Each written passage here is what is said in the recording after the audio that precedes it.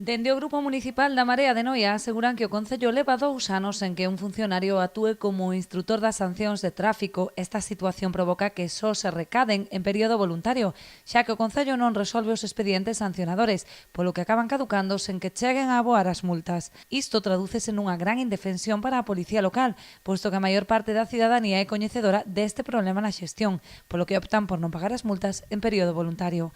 A pesar de que xa pediron información ao respecto en 3 plenos, os representantes da Marea non conseguiron ter acceso aos datos correspondentes ás sancións que acabaron por prescribir.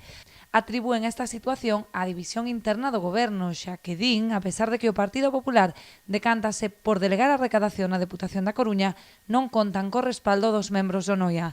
Dende a Marea non se opoñen á xestión a través da Deputación, aínda que implicaría que o Concello tivese que pagar unha porcentaxe.